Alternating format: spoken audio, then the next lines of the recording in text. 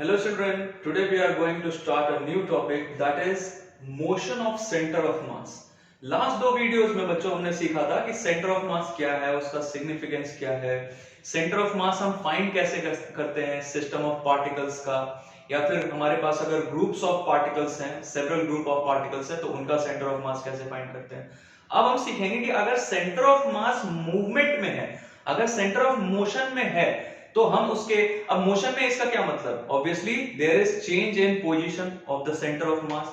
तो change in position अगर हो रहा है सेंटर ऑफ मास का, तो कितना उसका वेलोसिटी है सेंटर ऑफ मास का, या कितना एक्सेलरेशन है, ये सब हम इस वीडियो में सीखेंगे, देखते हैं।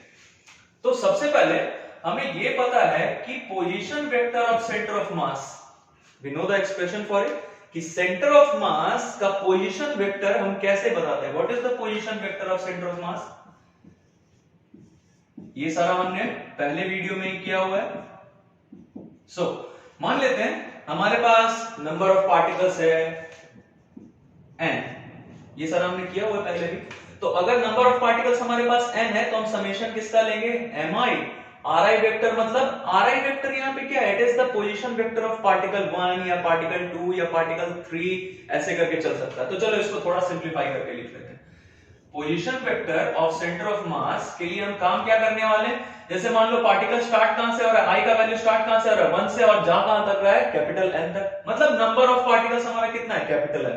क्या कर सकते हैं बच्चों, ये समेशन का मतलब क्या होता है, इसको ऐसा लिख सकते हैं क्या, m1 r1 vector plus m2 r2 vector plus m3 r3 vector, ऐसे करके सोन कहां तक जाएगा, mn rn वेक्टर। क्योंकि हमारे पास नंबर ऑफ पार्टिकल्स कितना है, n, कुछ भी ले सकते हैं। हमने एक एग्जांपल लिया है कि i स्टार्ट हो रहा है 1 से और जा कहां तक रहा है, बढ़ते बढ़ते n तक। अब जरा देखो, ये नीचे में डिवीजन, ये तो समेशन, ये वाला जो हमने यहाँ पे समेशन लिखा है, इसका मतलब क्या हुआ, m1 r1 m2 r2 vector, ऐसे करके। तो ये m1 क्या है, mass of first particle, r1 vector क्या है, position vector of first particle, m2 क्या, mass of second particle, r2 vector क्या है, position vector of second particle, so on. ये कैपिटल M का मतलब मास of the entire system of particles, पूरे के पूरे पार्टिकल्स का, जितने भी हमारे पार्टिकल्स हैं, सारे पार्टिकल्स का मास का सम कितना है, कैपिटल M। तो हमारे पास जो भी पार्टिकल्स हैं, पार्टिकल पहला का m1, दूसरे पार्टिकल का m2, सो ऑन, मतलब सबका मास का समेशन अगर हम लें कहां तक, mn तक, तो ये सबका मास का समेशन हमारा कितना है, capital M, that is the mass of whole particle, sorry, mass of the entire system of particles, that's it. अब बच्चों एक चीज तो यहां दिख रहा होगा, सर यहां पोजीशन तो हमें पता है, हर एक पार्टिकल का पोजीशन वेक्टर पता है, और सेंटर ऑफ मास का पोजीशन वेक्टर ये रहा। तो अगर हम दोनों तरफ डिफरेंशिएट कर दें, डिफरेंशिएट करने का मतलब, now we are going to find the rate of change of position of centre of mass. तो अगर सेंटर ऑफ मास का पोजीशन चेंज हो रहा है, तो रेट ऑफ चेंज मतलब हम क्या फाइंड करने जा रहे हैं, जरा यहां मैं साइड में लिख देता हूं। ये इसका मतलब, ये जब फिजिक्स हम स्टार्ट कर रहे थे, बिल्कुल स्टार्टिंग में जब हमने डिफरेंशिएशन, इंटीग्रेशन ये सब सीखा था, तब ये सब हमने देखा था। जिन बच्चों ने नहीं देखा है वो पिछला वीडियोस देख सकते हैं, तुम्हारे एक एक्सेल के चैनल पे ही ये सारा वीडियोस है वहां पे। खैर, dr/dt क्या है, ये r क्या था, पोजीशन वेक्टर, dr क्या हो गया, चेंज इन पोजीशन वेक्टर, और dt मतलब rate of change of position vector, और इसका मतलब क्या होता है बच्चों, यही तो होता है वेलोसिटी। तो हमें यही काम करना है, हमने इसको डिफरेंशिएट कर, चलो इसको हम हटा लेते हैं, आगे का काम करते हैं। बिल्कुल ध्यान से देखना, एक एक चीज समझेंगे बिल्कुल क्लियर, कुछ भी नहीं है, बहुत आसान सा है। तो डिफरेंशिएट किया हमने इसको, किसको, इधर वाले टर्म को, तो ये हमारा क्या था, position vector of centre of mass. ये डिफरेंशिएट किया मतलब rate of change of position of centre of mass, ये रहा हमारा position of centre of mass. ये क्या हुआ, d आगे लग गया मतलब change in position of centre of मास, और dt मतलब टाइम के रेस्पेक्ट में डिफरेंशिएट कर दिया। तो ये हमारा पूरा का पूरा टर्म क्या हो गया, rate of change of centre of, rate of change of position of centre of mass, मतलब velocity of centre of mass हमारा आ गया। अब जरा देखो तो बच्चों, इसे अगर हम डिफरेंशिएट करें, एक स्टेप में लिख देता हूं ताकि कोई कंफ्यूजन नहीं रहे किसी भी बच्चे को। ये सोन कहां तक जा रहा है भाई, यहां तक जा रहा है, और ये m1 plus m2 plus so on mn तक। इसको हमने डिफरेंशिएट किया, इस पूरे टर्म को हमने डिफरेंशिएट किया विद रिस्पेक्ट टू टाइम, इधर भी विद रिस्पेक्ट टू टाइम। अब जरा देखो तो ये तुम्हें दिख रहा है कि सर ये तो कांस्टेंट है, ये समेशन जो है सारे पार्टिकल्स के मास का दैट इज कैपिटल एम, ये तो कांस्टेंट है, तो बाहर आ जाएगा, इसको तुमने बाहर ले लिया। तो ये जो हमारा टर्म है दैट इज, ये तुमने बता दिया मैंने, ये क्या है, rate of change of what, the position of centre of mass. मतलब rate of change of position of centre of mass का मतलब क्या हो गया, velocity of centre of mass हमें मिल गया। इसे जरा तुम ये देखो, ये पूरा टर्म हम बाहर ले लेंगे, तो हम डिफरेंशिएट किसे करेंगे, इससे इससे इससे। इसको पहली बार डिफरेंशिएट किया, ये सारा हमने डिफरेंशिएशन में सीख लिया। इसको डिफरेंशिएट करोगे तो m1 बाहर आ जाएगा, और इसको डिफरेंशिएट करेंगे मतलब क्या होगा, m1, और इसका डिफरेंशिएशन मतलब d r1 vector by dt, मतलब इसका डिफरेंशिएशन करोगे तो क्या होगा, v1 वेक्टर, मतलब वेलोसिटी ऑफ फर्स्ट पार्टिकल पता चल गया यहां से। ये मैं जरा यहां साइड में लिख देता हूं, क्या कर रहे हैं हम, यहां से m1 को हमने बाहर निकाल लिया क्योंकि ये कांस्टेंट था, इसको कांस्टेंट को बाहर निकाल लिया, तो डिफरेंशिएशन तुम किसका करोगे, r1 वेक्टर का डिफरेंशिएशन किया विद रिस्पेक्ट टू टाइम, तो ये क्या होगा, इसी के जगह हम क्या लिख रहे हैं, ये हमारा क्या हुआ, v1 वेक्टर हो गया क्या, मतलब वेलोसिटी ऑफ फर्स्ट पार्टिकल। ऐसे ही करके सारे काम फाइंड करेंगे, और ये तो पूरा कांस्टेंट है तो ये पहले ही बाहर आ गया, खैर, प्लस ये m2, वैसे ही m2 को बाहर निकालोगे और डिफरेंशिएशन किसका करोगे, r2 वेक्टर, तो ये रहा हमारा। ये सब जो बिल्कुल नए लोग हैं जिन्हें दिक्कत हो रहा है ये सब कुछ समझने में, इसलिए मैं इतना बोल रहा हूं। जिन लोगों का ये सब किया हुआ है वो फॉरवर्ड करके भी देख सकते हैं, बिल्कुल आसान सा पार्ट है। dr2 वेक्टर बाय dt क्या हो जाएगा, v2 वेक्टर हो जाएगा क्या, बिल्कुल वैसे ही जैसे यहां पे हमने किया था।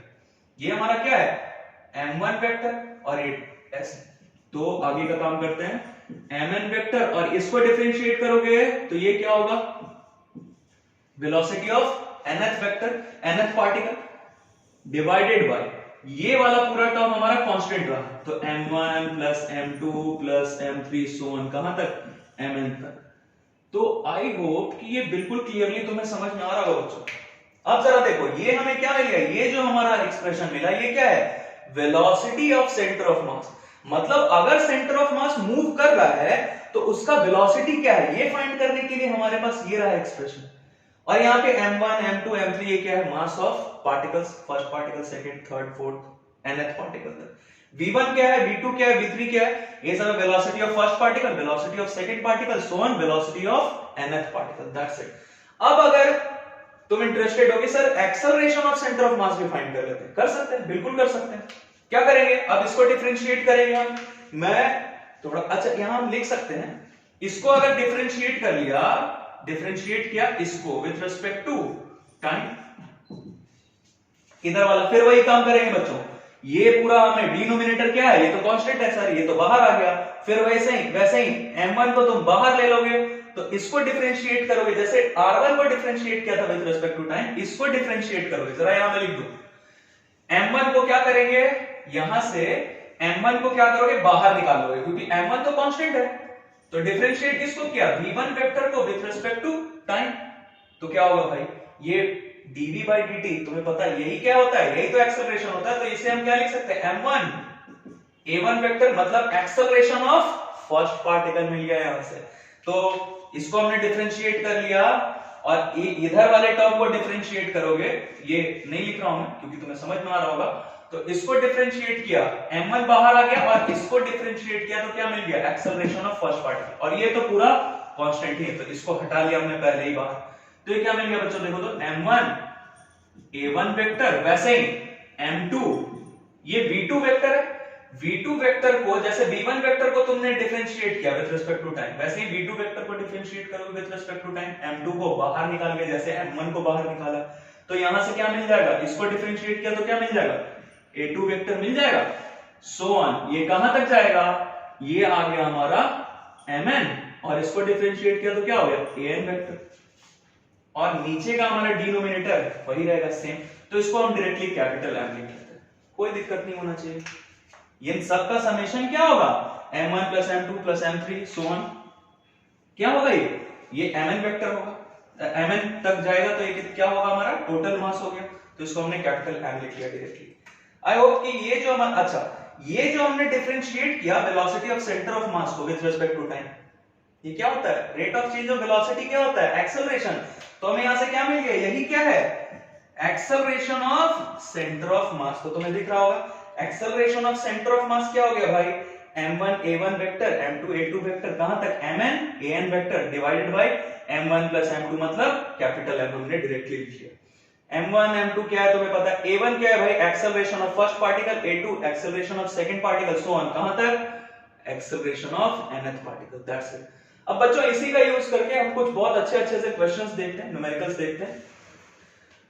अब ये हमारे पास न्यूमेरिकल है जिसमें हमें फाइंड क्या करना है? दो पार्टिकल्स है बच्चों हमारे पास, एक ये पार्टिकल रहा 1 केजी का और एक ये पार्टिकल रहा 1.5 केजी का, जिसमें हमें फाइंड करने क्या बोला जा रहा है? We have to find the velocity of centre of mass of this system of particles. System of 2 particles है, तो इस सिस्टम ऑफ पार्टिकल्स का हमें वेलोसिटी फाइंड करना है सेंटर ऑफ मास का। बिल्कुल आसान है, एक बार मैं रिकॉल करवाने के लिए तुम्हें लिख दूं यहां पे वेलोसिटी ऑफ सेंटर ऑफ मास क्या होता है भाई? m1 v1 vector plus m2 v2 vector, so on, जहां तक रहता वहां तक लेते, बट यहां हमारे पास दो ही पार्टिकल्स है इसलिए इतना ही हमारे काम का है। अब जरा सोचो बच्चों, हम अगर सेंटर ऑफ मास का velocity of centre of mass का x कोऑर्डिनेट फाइंड कर लें और velocity of centre of mass का y कोऑर्डिनेट भी फाइंड कर लें अलग अलग, तो हमारा काम हो जाएगा बिल्कुल आसानी से। चलो हम वही करने वाले हैं। क्या करेंगे हम? सबसे पहले तो ये जो फर्स्ट पार्टिकल, चलो ये हमारा फर्स्ट पार्टिकल और ये हमारा सेकंड पार्टिकल। फर्स्ट पार्टिकल का वेलोसिटी इस डायरेक्शन में, that is making an angle of 37 degree with the horizontal, और ये सेकंड पार्टिकल जिसका मास 1.5 केजी, इसका वेलोसिटी इस डायरेक्शन में, मैग्नीट्यूड इसका 1.5, इसका 1 मीटर पर सेकंड, और इसका डायरेक्शन क्या है? 37 डिग्री ये भी बना रहा है अलोंग विद द हॉरिजॉन्टल। चलो हम क्या करेंगे?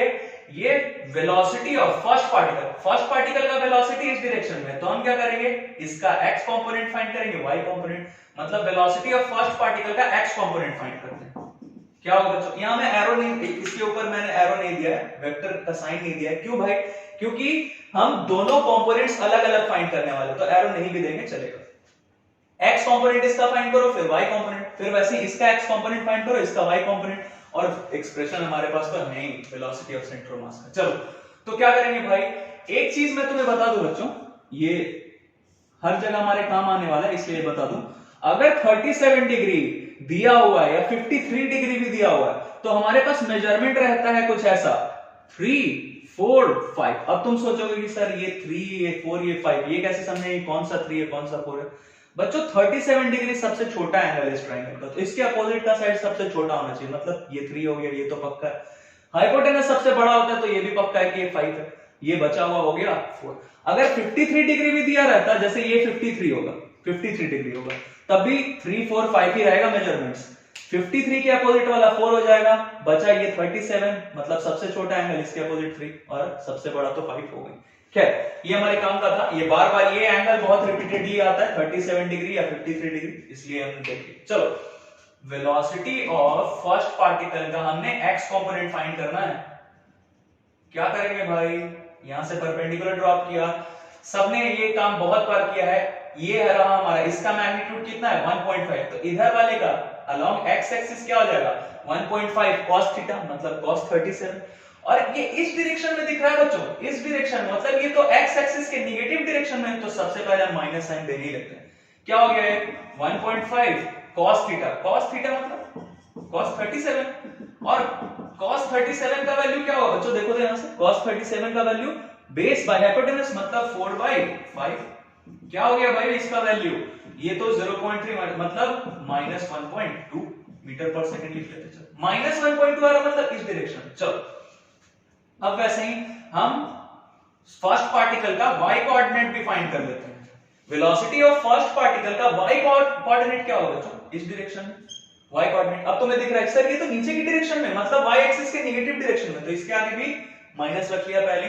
1.5 ये एंगल तुम बच्चों ले सकते हो, cos 53 भी ले सकते हो, या इसके जगह डायरेक्टली क्या कर सकते हैं? sin 37 ले सकते हैं। क्या ये काम तुमने पूरे के पूरे मैकेनिक्स में अभी तक जितना चैप्टर तुमने किया ये बार बार किया है। तो इसके लिए हम क्या करेंगे? y कंपोनेंट के लिए क्या करेंगे? sin 37 - 1.5 इनटू sin 37 के लिए क्या होगा बच्चों? परपेंडिकुलर बाय हाइपोटेनस, मतलब 3/5। ये देखो क्या है यहां से, ये तो 0.3 मतलब -0.9 मीटर पर सेकंड। चलो ये हो गया हमारा। चलो अब आगे बढ़ते हैं। अब क्या करेंगे भाई, अब हम सेकंड पार्टिकल पे आते हैं। सेकंड पार्टिकल के लिए क्या होगा, सेकंड पार्टिकल के लिए ये अभी मैं तुम्हारे लिए बना देता हूं, ये धीरे धीरे प्रैक्टिस कर लोगे तो ये तुम्हें पता चल जाएगा कि अच्छा ये 3 ये 4 ये 5। अभी के लिए इसको रखते हैं।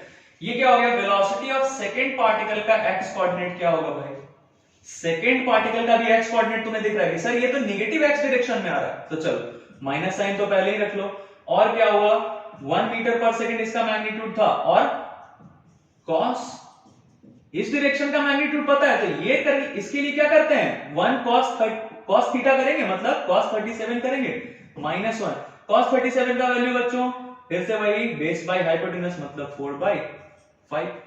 चलो इसको तुम सिंप्लीफाई कर सकते हो, चलो लिख ही लेते हैं 0.8 मीटर पर सेकंड, माइनस आगे रहेगा बच्चों, आगे क्या है माइनस। वैसे ही वेलोसिटी ऑफ सेकंड पार्टिकल का y कोऑर्डिनेट भी फाइंड कर लो। y कोऑर्डिनेट क्या होगा भाई, इस डायरेक्शन में होगा, और इस बार ये ऊपर के डायरेक्शन में दिख रहा है, मतलब पॉजिटिव y एक्सिस में जा रहे हैं, तो पॉजिटिव है तो माइनस नहीं देंगे, पॉजिटिव है तो प्लस रहेगा। हाँ 1, और इस बार फिर से वही बात, cos 53 ले सकते हो या फिर डायरेक्टली sin 37 ले सकते हो। तो बच्चों sin 37 का वैल्यू यहां से देखो तो परपेंडिकुलर बाय हाइपोटेनस मतलब 3/5, तो 1 into 3/5 ये कितना हो गया भाई 0.6 मीटर पर सेकंड, कोई दिक्कत नहीं। अब तुम्हें दिख रहा होगा कि sir velocity of centre of mass का एक्स कोऑर्डिनेट फाइंड कर सकते हैं। देखो तो बच्चों वेलोसिटी ऑफ सेंटर ऑफ, ये हमने वेक्टर फॉर्म में लिखा था, अगर हम अलग अलग फाइंड करना चाहें, वन डायमेंशन में फाइंड करना चाहें तो ये वेक्टर साइन नहीं भी देंगे तो चलेगा। तो velocity of centre of mass along x axis मतलब एक्स कंपोनेंट हम फाइंड कर रहे हैं velocity of centre of mass का, तो क्या लिख सकते हैं, देखो तो बच्चों m1 v1 का x component plus m2 v2 का x component divided by m1 plus m2। Very simple. m1 का वैल्यू क्या है भाई 1 kg, 1 into v1 का x कंपोनेंट क्या है देखो तो -1.2, तो ये आगे रख लेते हैं -1.2, तो ये 1.2 प्लस m2 का वैल्यू क्या है 1.5 kg इनटू v2 का x कंपोनेंट, दोनों का x कंपोनेंट ले रहे हैं, ध्यान रखना इसका भी v1 का भी x कंपोनेंट लेना है और v2 का भी x कंपोनेंट, क्योंकि हम velocity of centre of mass का x कंपोनेंट फाइंड कर रहे हैं। x कंपोनेंट क्या है बच्चों देखो तो -0.8, तो ये माइनस आगे ले लेंगे 0.8 divided by m1 plus m2, m1 plus m2 मतलब 1 प्लस 1.5 कितना हो गया बच्चों 2.5। Very simple. चलो इसके लिए इसका मैं वैल्यू कहीं यहां लिख देता हूं, इधर लिख लेते हैं। देखो तो ये क्या आ गया, velocity of centre of mass का x कोऑर्डिनेट कितना आ गया -1.2, और इधर से कितना आएगा 120, मतलब 1 ये आ गया हमारा -1.2 और ये -1.2 कितना आ गया बच्चों ये 2.5, मतलब कितना वैल्यू है हमारे पास -2.4 डिवाइडेड बाय 2.5। इसको तुम चाहो तो ये हटा सकते हो और ये क्या हो जाएगा -24/25। Very simple. अब जरा देखो velocity of centre of mass का y कोऑर्डिनेट हम फाइंड करना चाहते हैं, फिर से वही काम करेंगे। y कोऑर्डिनेट के लिए फिर क्या किया, ये वेलोसिटी m1 v1 का y component plus m2 v2 का y component divided by m1 plus m2, तो m1 का वैल्यू क्या है बच्चों 1 kg मल्टीप्लाइड बाय v1 का y कंपोनेंट क्या है भाई, v1 का y कंपोनेंट हमने फाइंड किया है दैट इज -0.9, तो ये माइनस आके लेंगे 0.9 प्लस m2 का वैल्यू क्या है भाई, m2 का वैल्यू 1.5 मल्टीप्लाइड बाय v2 का y component 0.6 divided by m1 plus m2, m1 plus m2 मतलब 2.5। It's very simple. तो जरा देखो बच्चों ये -0.9, इधर से क्या आएगा, इधर से क्या आएगा -0.9, इसको मैं ऊपर लिख देता हूं, शायद यहां से तुम्हें दिखे नहीं, तो बाकी का काम हम यहां कर रहे हैं। जिन लोगों को कॉपी करना होगा वो उस वाले पार्ट को पॉज करके कॉपी कर सकते हैं। क्या किया हमने देखो तो velocity of centre of mass का y कोऑर्डिनेट कितना आ गया यहां से -0.9, और ये क्या है बच्चों, ये +0.9 आ जाएगा, तो ये दोनों कैंसिल हो जाएगा, -0.9 और प्लस ये देखो तो ये कितना आएगा, मतलब ये 0.9 डिवाइडेड बाय 2.5, तो ये तो 0 आ गया, मतलब velocity of centre of mass का y कंपोनेंट आ गया 0। इसका क्या मतलब कि ये जो हमारा सेंटर ऑफ मास का वेलोसिटी है, इसका y कंपोनेंट y एक्सिस के अलोंग कोई कंपोनेंट होगा ही नहीं, सिर्फ x एक्सिस के अलोंग होगा, दैट इज हमें पता है इतना है। तो बच्चों ये हमने क्या फाइंड कर लिया, velocity of centre of mass of the system of two particles. तो ये जो दो पार्टिकल्स का सिस्टम है, इसका सेंटर ऑफ मास का वेलोसिटी हमारा क्या होगा, ये सिर्फ x axis, negative x axis के अलोंग होगा। तो मैं यहां लिख दूं, या फिर तुम्हें यहां दिख रहा है, यहां से दिख ही रहा है, ये चलो इसको इधर लिखो, 1.5 मीटर पर सेकंड था ये किस डायरेक्शन, माइनस दिख रहा है, मतलब जो हमारा वेलोसिटी ऑफ सेंटर ऑफ मास है वो किस डायरेक्शन में है, नेगेटिव x डायरेक्शन में, दैट्स इट। तो यहां लिख सकते हो तुम कि 24/25 मीटर पर second along negative x axis, ये हमारा क्या है, वेलोसिटी ऑफ सेंटर ऑफ मास, क्योंकि y कंपोनेंट तो 0 ही है, इट्स वेरी सिंपल। तो इससे रिलेटेड हो सकता है तुमसे एक्सेलरेशन भी ऐसे सिस्टम ऑफ पार्टिकल्स का पूछ लिया जाए, तरीका वही रहेगा, डिफरेंस सिर्फ क्या आ जाएगा, जैसे यहां तुमने velocity of centre of mass का फाइंड किया, वैसे ही acceleration of centre of mass का फाइंड करोगे, x कोऑर्डिनेट y कोऑर्डिनेट अलग-अलग फाइंड कर सकते हो, दैट्स इट। अब कुछ और अच्छे-अच्छे क्वेश्चंस देखते हैं। अब ये न्यूमेरिकल है हमारे पास, क्या करना है इसमें देखते हैं। Two blocks of masses 10 kg and 20 kg are placed on x axis। मान लो ये हमारा x axis, यहाँ पे हमने 10 kg का मास रखा है और यहाँ पे हमने 20 kg का मास रखा है। दो मासेस है हमारे पास, और दोनों को कहां पे प्लेस किया, ऑन x axis, मतलब हॉरिजॉन्टल डायरेक्शन में, हॉरिजॉन्टल टेबल हो या कुछ भी हो, हमने उस पे प्लेस कर दिया, ठीक है। The first block is moved on the axis by distance of 2 centimetre. अब तुम सोचोगे सर इधर मूव करें या इधर मूव करें, किधर भी मूव करवा लो। इसके बाद अभी जब हम ये क्वेश्चन कर लेंगे तो तुम्हें आइडिया मिल जाएगा, तुम्हें कॉन्सेप्ट मिल जाएगा कि ऐसे क्वेश्चंस में हम करते क्या है। समझना, तुम इसको इधर मूव करवाओगे तो इसको भी इधर ही लाना पड़ेगा, so that the centre of mass remains unchanged.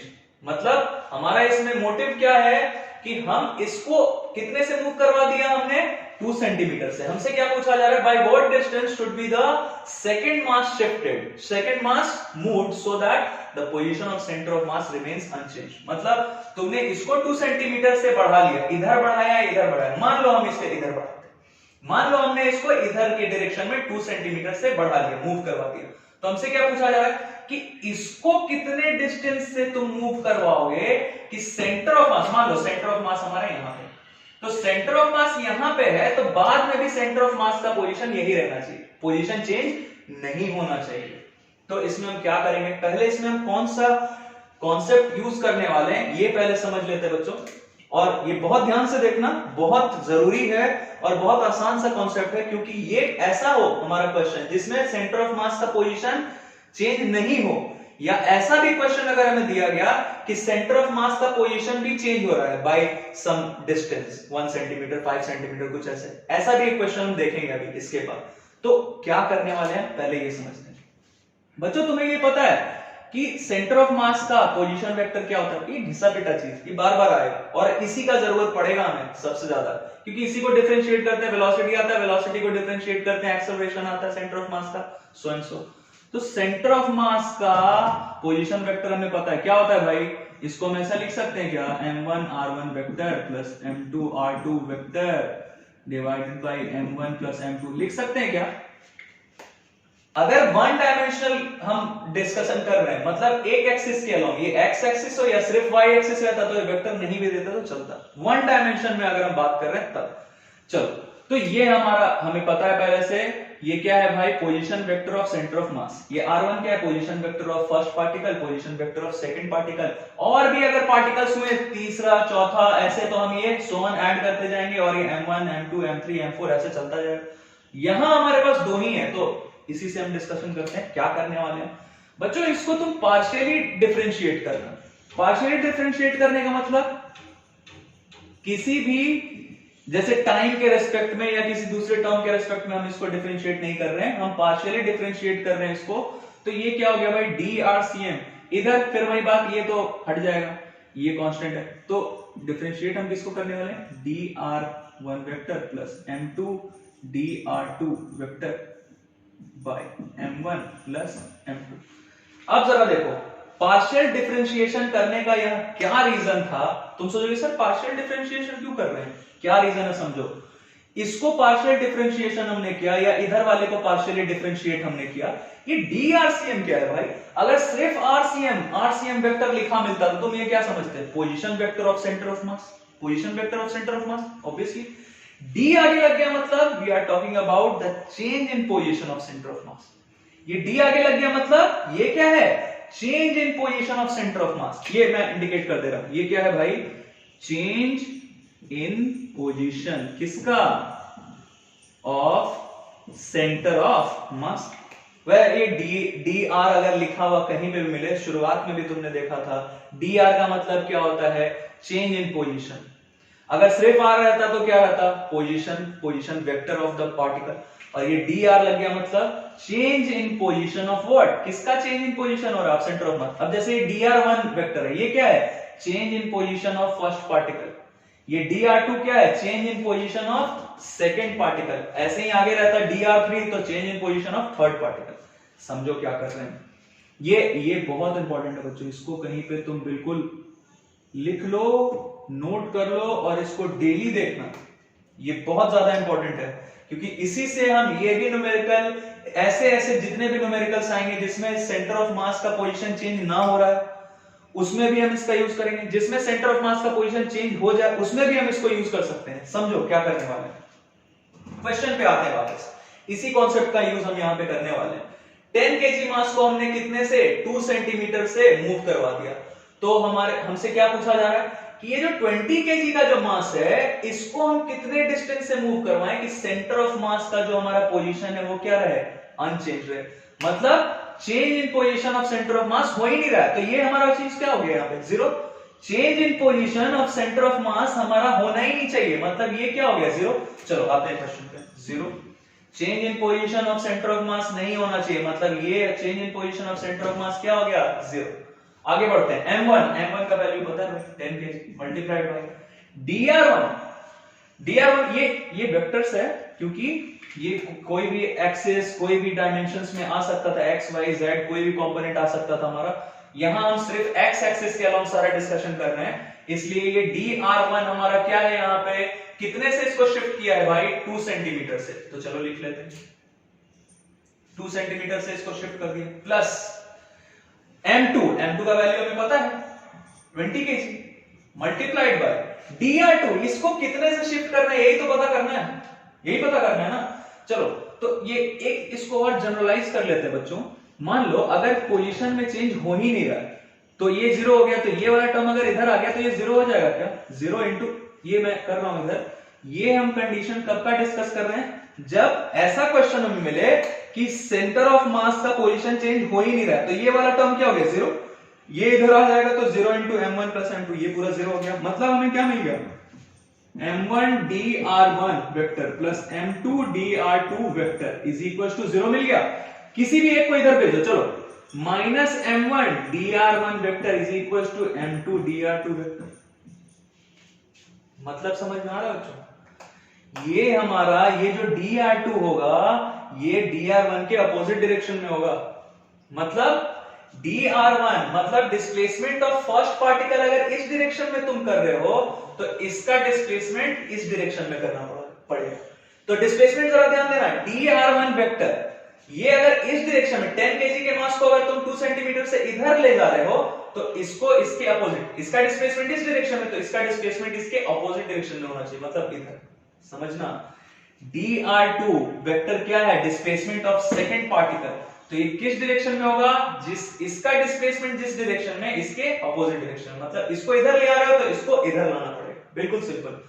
तो अब आते हैं क्वेश्चन पे, क्या है भाई, dr2 तो पता ही नहीं है, पता करना है, dr2 पता ही नहीं है, तो चलो इसको तुम कुछ भी लेट कर सकते हो, ऐसा भी छोड़ सकते हैं या इसके लिए कुछ लिख लो, कितने से डिस्टेंस से हमें इसे लाना है, तो मैं d नहीं लिखूंगा ताकि कंफ्यूजन ना हो, कितने डिस्टेंस से इधर लाना है नहीं पता, x मान लिया, डिवाइडेड बाय क्या है m1 प्लस m2, m1 और m2 ये कितना हो गया 10 प्लस 20 30 के, ये तो इधर आके 0 हो गया, अभी जो बता रहा था तुम्हें मैं, ये क्या हो गया भाई, ये 20 प्लस 20x और इधर तो 0 है, 20 प्लस 20x मतलब ये इधर आया तो क्या हो गया माइनस 20x, मतलब x क्या आ गया बच्चों -1 सेंटीमीटर। इसका मतलब समझ रहे हो, -1 सेंटीमीटर मतलब हम x एक्सिस के निगेटिव डायरेक्शन में बढ़ रहे हैं, मतलब इसको तुम इधर बढ़ा रहे थे अगर 2 सेंटीमीटर से +2 सेंटीमीटर, मतलब इसको अगर तुम इधर बढ़ा रहे थे पॉजिटिव x डायरेक्शन में, x का वैल्यू क्या आया है -1, मतलब इसको किधर ले जाना पड़ेगा, इसके अपोजिट डायरेक्शन में आ रही है, ये इधर जा रहा था तो ये किधर आएगा इधर, मतलब x के नेगेटिव डायरेक्शन में, तो x का वैल्यू हमारा आ गया -1 सेंटीमीटर, मतलब हमें ये 20 kg का जो मास है इसको कितने से शिफ्ट करना पड़ेगा -1 सेंटीमीटर से, मतलब 1 सेंटीमीटर से शिफ्ट करेंगे किस डायरेक्शन में, नेगेटिव x डायरेक्शन में, लेफ्ट साइड बढ़ेंगे, दैट्स इट। तो बच्चों ये बहुत ज्यादा ध्यान में रखना है इसको, ये बहुत काम आने वाला है हमारे, सेंटर ऑफ मास का पोजीशन चेंज हो या नहीं हो, इसको तुम हर जगह यूज कर सकते हो, ये कहीं पे भी गलत नहीं होगा, हर जगह तुम इसे यूज कर सकते हो। और ये दो चीज हमने जनरलाइज किया है यहां से, सेंटर ऑफ मास का पोजीशन अगर चेंज नहीं हो रहा तो ये 0, तो ये टर्म इधर आ गया 0, मतलब ये जो हमारा आया है ये चीज, इसमें से तुम्हें क्या सीखने को मिला कि dr2 जो है वो dr1 के अपोजिट डायरेक्शन में होगा। अगर सोचो, अगर मैं इसको 2 सेंटीमीटर बोला ना, मैं अगर इसको इधर ले जाता इस डायरेक्शन में, तो इसका किधर करना पड़ा डिस्प्लेसमेंट, इधर करना पड़ता, क्योंकि इसका डिस्प्लेसमेंट अगर 2 सेंटीमीटर इधर मैंने किया तो तुम सोचो ओ इसको इधर किया तो इसको इसके अपोजिट करेंगे, अगर इसको 2 सेंटीमीटर इधर लाता मतलब इस डायरेक्शन में बढ़ाता, तो इसको इसके अपोजिट डायरेक्शन मतलब किधर, इधर बढ़ाना पड़ता, वेरी सिंपल, यहां से तुम्हें दिख रहा होगा, दैट्स इट।